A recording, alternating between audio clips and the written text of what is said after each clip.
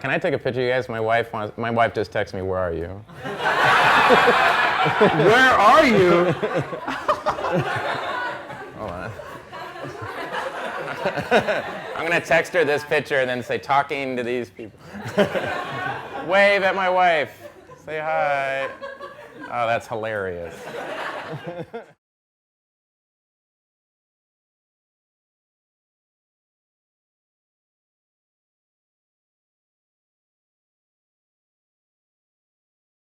Why did you choose to screen Sturges with us? I feel like I want people to watch old movies. I just love old movies, and I feel like there's so much to learn from old movies.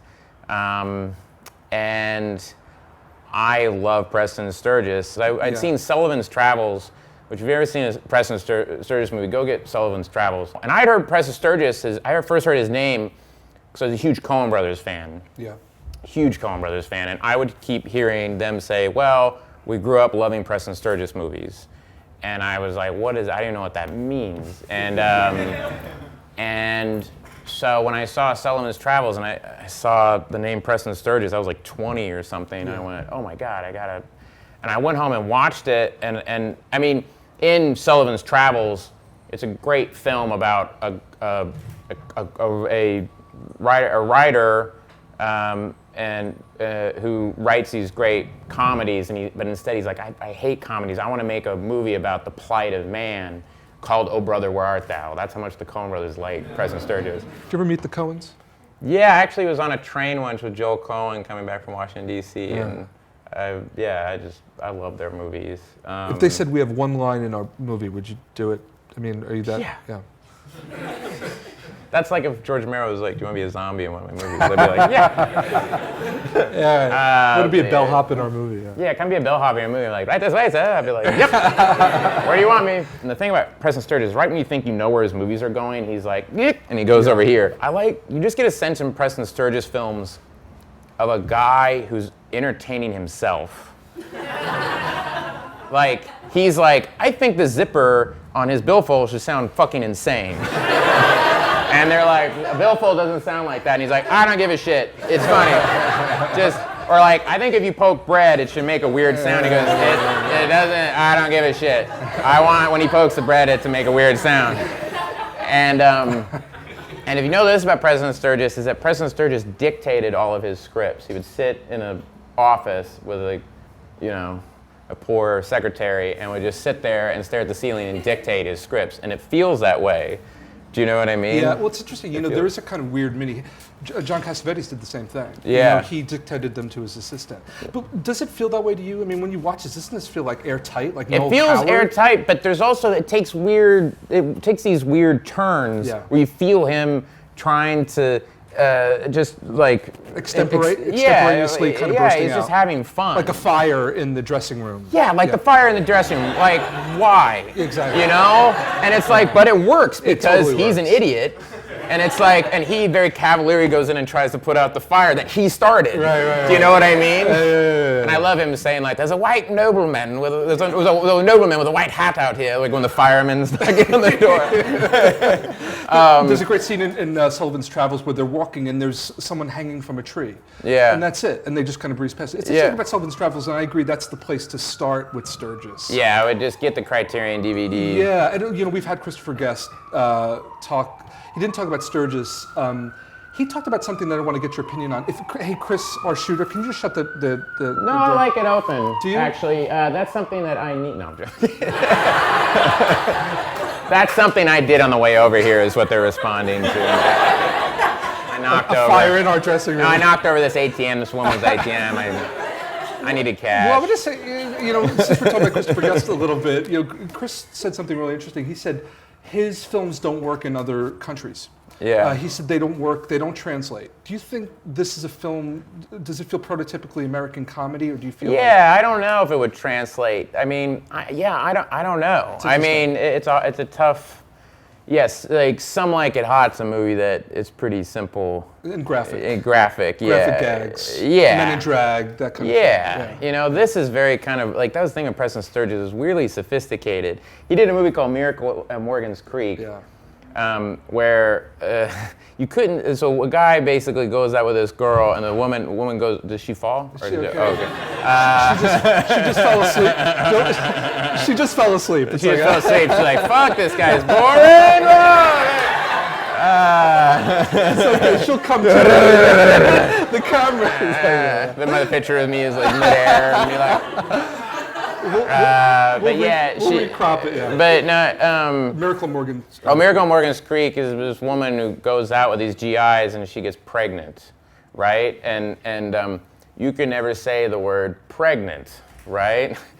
And they were like, it's very controversial. You can't say we're gonna go have sex. But you can say we can get married. And there's a scene in the movie where this GI is looking at all these women and he goes, "Hey, let's all get married." Like basically like, let's have an orgy, you know what I mean? And if you were in 1944, you got that joke and went, "Oh my God, I can't believe they're doing this." You know what I mean? Judd is kind of the modern torchbearer in a sense. Will you say he's the most modern equivalent to Preston, Judd Apatow? Kind of, yeah. He has like a stock company, and it's kind of, well, the thing Judd does is a little different. Is Judd's movies, I feel like, are getting more and more about like really personal, like way. Like his kids are in his movies, like it's very personal. 40s, very personal to him. The angst of his life and sense. They're more personal, almost becoming more like dramas. Right. Like I like that show Girls a lot, but I feel like it's more of a drama than it is a comedy. Like when I watch it, I'm always like, oh, I get caught up in the story of it, you know. I do. I get really. I'm like, whoa, God, don't sleep with him.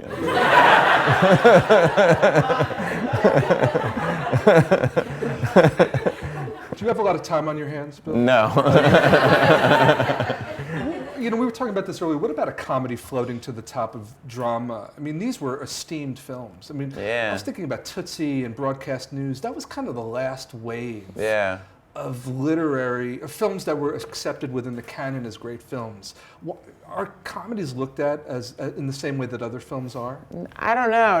Not really. I remember when we like. I mean, but you hear about it every once in a while where like the comedy comes along and everybody flips out about it, like Kristen did with Bridesmaids, you know, absolutely. Where people just freak out about it, and you're kind of like, well, and it gets nominated for, you know, an Academy Award for Best, you know, Screenplay or something, which is like really great. Totally. But you're kind of like, well, why can't that be Best Picture? But I don't know. I remember thinking as a kid, I was like, I went and saw Planes, Trains, and Automobiles, and I went, my God, John Candy's fucking amazing in this movie. Yeah. He should win an Academy Award. And I was like 9. I was like, wow, he's gonna win an Academy Award. And then he didn't get nominated, and I was like, what? That doesn't make any sense. You know what I mean? Yeah. And my dad was like, it's because he was in a comedy, son. Your dad is a very profound man. Yeah, with a scotch and a robe. Well, let's talk a little bit about your background from Tulsa. Tulsa, Oklahoma. You were sort of a movie geek, for lack of a better word. Why? Was it just being in a small town? Yeah, it's like you either like got into movies or you did a lot of drugs, you know, or meth, or combine the two. Or you combine the two. Yeah. So I ended up just moving to LA, and I became like a production assistant, and I drove film elements around. I worked on a movie called Collateral Damage. I was going to get to that.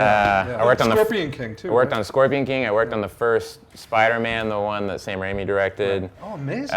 If you watch, there's a scene where James Franco, a piece of stone hits him in the head. That's me. I dropped that on his head. I stood up on a ladder and dropped on his head. That's a hell of a job. And then when he came to host at SNL, I go, hey man, I was a PA, I dropped this on you. And he went, oh yeah. Get away from me. Yeah, he went, yeah, that's all right. We had Patton Oswalt a couple of months back, and he's so ready to direct a film. I mean, he was talking about, would you? Yeah, totally. I think if I directed a movie, I wouldn't want to be in it the first time around. Would you want to try a short first, or would you just go for the whole? I just go for the whole thing. I'll just go for it and try to see if you could do it. But it's nice being on the sidelines, learning from people like Greg Mottola and Ben Stiller and Trey Matt, and also like when you put up sketches at SNL, you're kind of directing. I realized like, oh, that's directing. Like it's your idea. It's the one place where the writer, you know, if we do one of these things, do a sketch, I'm kind of saying like, no, the camera should be here. You're kind of doing that. It's a little different because it's like you only have 4 cameras, and it's kind of hard. Right. But it's still directing. It seems like there's some other. We'll get to some more questions. It seems like other cinephiles on the SNL group. I hear Seth Meyers is a little bit of a cinephile. Well, yeah, he likes movies. Like I will recommend movies to him, and he kind of will come in and go, hey, I just saw Green for Danger, and I'm like, oh, sweet, I've never seen that, He really likes British movies, and I just gave him Cass, which really? Which is I think is great. Ken Loach, great film. Have you seen Cass? It's if great. You guys want to cry? Go rent Cass.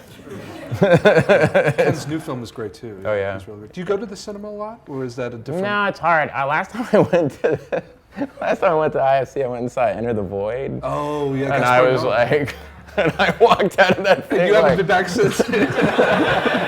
My wife was like, "How's the movie?" I was like, "You see a dick go into a woman, like it was like the camera goes into a woman's body while she's having sex, and you see it was like the most fucked up thing I've ever seen." I was like, "What is happening?" And Edgar, I'm sorry I keep name dropping. Edgar Wright was like, "You have to go see this film. It's fantastic." And I was like texting him. I was like, "What did you like about that movie?"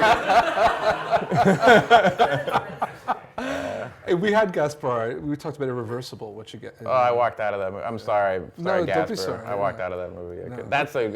I think he wanted you to. I think that's kind of part of his trip. Yeah. What? I know. Fuck you, man. I wanted you to walk out of my movie. It's true. No, you didn't. It's true.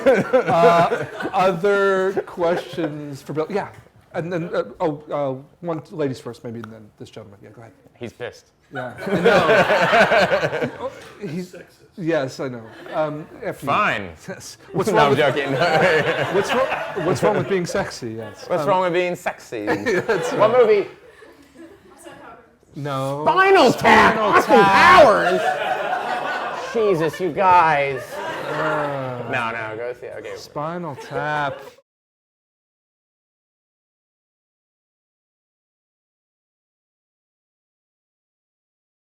Did you ever run into Lynch? I did. When I first moved to LA, I went to Photochem to get my film processed, and I slept in my car with my friend. We slept in a car. Of course. Because we couldn't afford and we got out, and I smoked at the time, and David Lynch pulled up in a car he had a Straight Story. He was doing Straight Story at the same place. Amazing. And so he walked in with film cans, and he was like, "Can I bum one of those?" And my friend was asleep, and I was like looking at him asleep, and I was like, "Dude, Michael fucking David Lynch just bummed a cigarette off me." And he was like, and I was like, "Yep, David Lynch just bummed a smoke off me, man. It's pretty sweet."